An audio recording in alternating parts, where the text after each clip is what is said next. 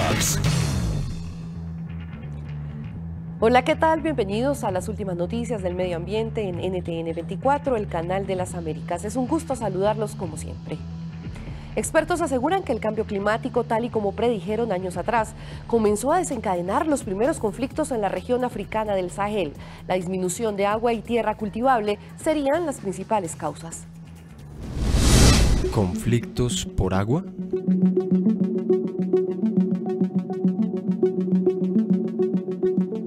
Años atrás, expertos y científicos pronosticaron que con el paso de los años y la intensificación del cambio climático que afecta a diversos lugares del planeta, podrían comenzar diversos conflictos, en especial por el agua. Y parece que no están equivocados. Durante los últimos días, el presidente de la Cruz Roja, Peter Maurer, aseguró que las altas temperaturas han reducido el suelo cultivable y los recursos hídricos. Dicha situación, en la actualidad, sería una de las principales causas de algunos conflictos en las regiones africanas de Sahel, en Malí o Níger. También aseguró que los sectores de agricultura y ganadería son los más afectados y que la tensión en varias zonas de esos países ha venido incrementándose, al igual que la pobreza que desencadena otros efectos como violencia y delincuencia generalizada. Según un reciente cálculo de expertos, las temperaturas en el Sahel, región de transición entre el Sahara y la sabana africana, aumentaron 1.5 veces más rápido que la media global. Las lluvias disminuyeron y 50 millones de sus habitantes, principalmente dedicados a la ganadería, deben competir por la tierra. En Panamá saludamos a Raúl Salazar, jefe de la Oficina de las Naciones Unidas para la Reducción del Riesgo de Desastres. Gracias por estar con nosotros aquí en Clímax de NTN 24. ¿Qué tanto puede influir el cambio climático precisamente en algunos conflictos ante la disminución de los recursos hídricos? Sí, bueno, primero que nada, muchas gracias por este espacio para esta entrevista.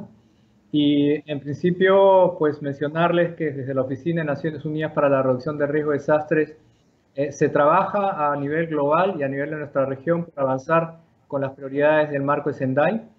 Es un marco que aprobaron 184 países en 2015 para reducir el riesgo de desastres y incorporando dentro de ello aquellos factores que hacen que los países estén enfrentando mayores riesgos para enfrentar estas amenazas que tienen. En relación al tema de los recursos hídricos, el tema de los desastres y tiene una íntima relación con el cambio climático y cómo el cambio climático está haciendo y aumentando la intensidad de los desastres en muchos países. El tema de la sequía, por ejemplo, afecta lo que son los recursos con los que cuentan los países para desarrollar tanto su seguridad alimentaria como los espacios de vida mínimos. Y esto en muchos casos puede ser un factor que acrecienta las condiciones para el desarrollo de conflictos. Alguna información, por ejemplo, nos señala que en los últimos 60 años, cerca del 40% de los conflictos internos que han ocurrido en la historia humana, ese periodo, el 40% ha tenido que ver con recursos naturales, es decir, aquellos recursos que directamente se ven afectados por los desastres y que directamente se ven afectados por este aumento en la intensidad de los mismos por efecto del cambio climático. ¿Por qué algunas regiones de África son las más afectadas?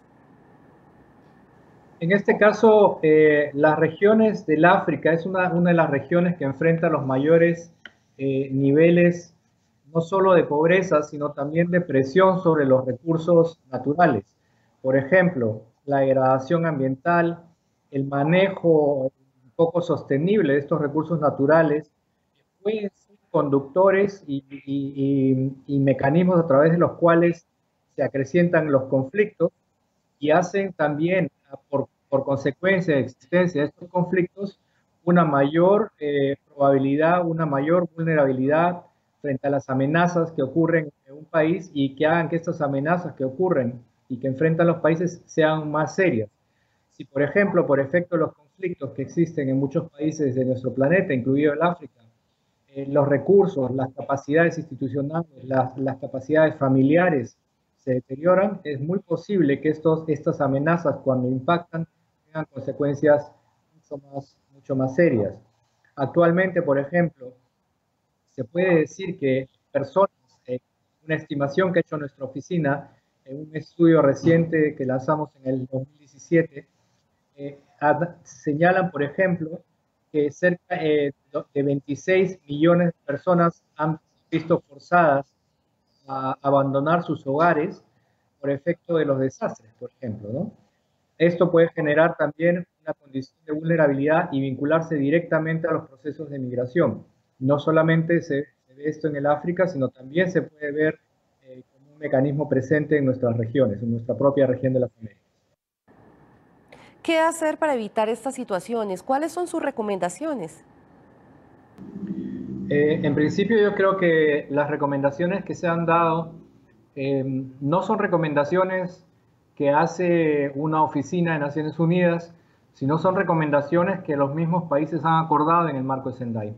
Recuerda que el marco de Sendai es un acuerdo para reducir el riesgo de desastres, que no solamente es digamos, una declaración respecto a la importancia de la reducción, sino a diferencia de marcos anteriores, este marco de Sendai está definiendo acciones concretas tanto a nivel regional, nacional y local.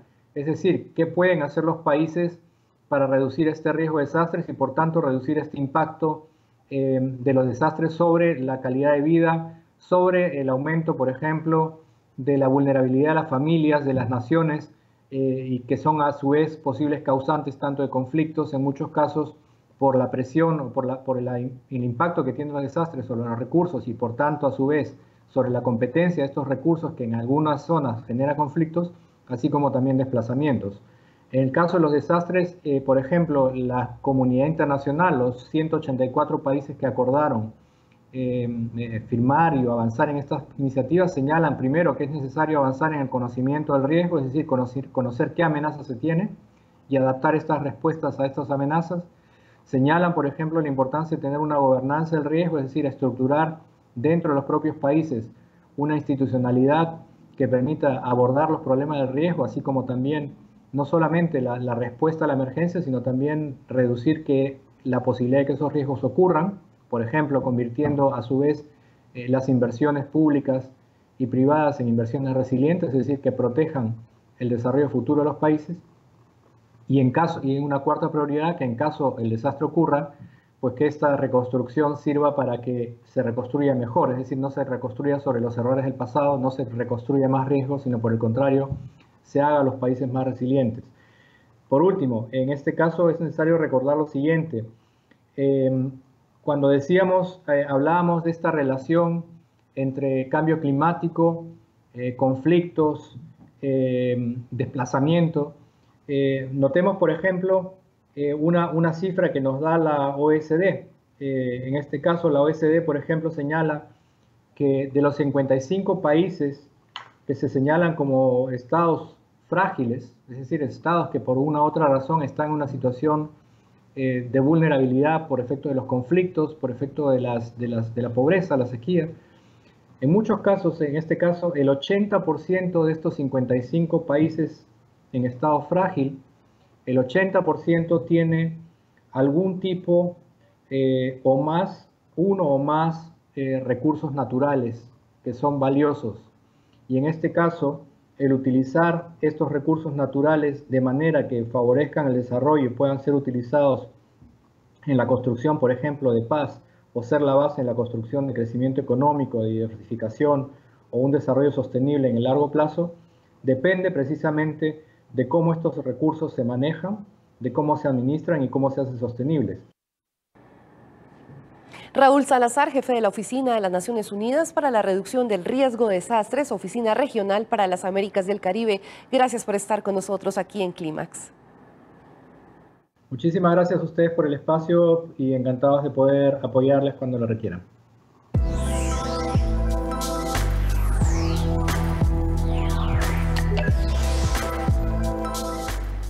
Una ONG construye 5 islotes en el lago de Markermeer, ubicado en Holanda, con el fin de recuperar la biodiversidad. Reconstrucción verde.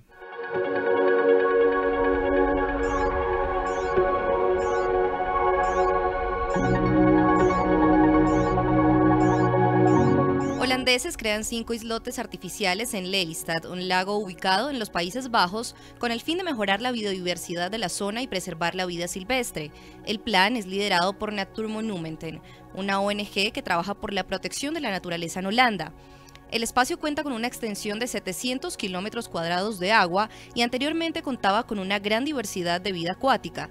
El proyecto costó $55 millones y su financiación partió de varias donaciones de la colaboración de la ONG con los Ministerios de Agricultura e Infraestructura, asociaciones de pescadores y de protección de la fauna.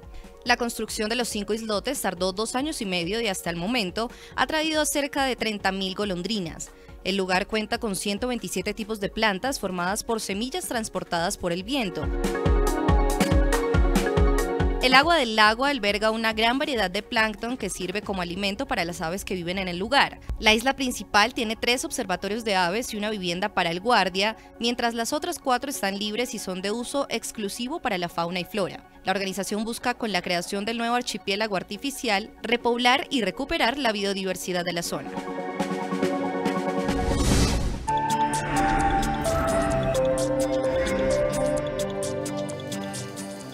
Un medusario fue abierto en París con el fin de que la gente aprenda más de la importancia de cuidar los océanos y los efectos que desencadena ahora el cambio climático. Curioso medusario. Este es el nuevo medusario de París. Desde el miércoles, 24 tanques exponen 45 especies de medusas de todo el mundo criadas en el laboratorio del Acuario de Trocadero. El proyecto es resultado de 3 años de trabajo en cooperación con expertos mundiales en Kamo, Japón. Espacios oscuros con una cuidada iluminación ayudan a mostrar la belleza hipnótica de estos animales, pero la misión del lugar va más allá. Todos los acuarios tienen como misión explicar a sus visitantes el funcionamiento de los mares y océanos, que son muy poco conocidos en general. Tenemos además en el contexto actual una necesidad urgente de sensibilizar al público sobre las consecuencias del cambio climático. Y las consecuencias del cambio climático son catastróficas en los océanos. La medusa es uno de los marcadores de este cambio climático. Según investigadores, la proliferación de las medusas se debe a factores como el aumento de la temperatura de los océanos o la pesca excesiva que afecta a sus depredadores. El medusario también hace posible aprender más sobre estos animales sin sistema nervioso, de los cuales hay alrededor de 1000 especies en el mundo.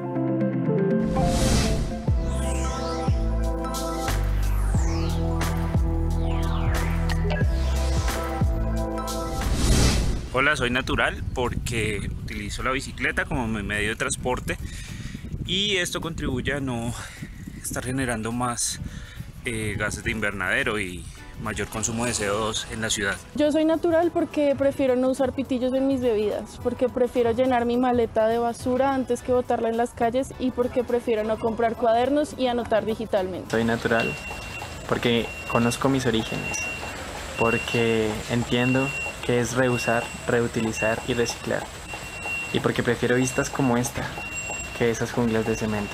Soy natural porque separo la basura de mi casa y prefiero utilizar medios de transporte como la bicicleta para cuidar el medio ambiente. Ya regresamos con Clímax.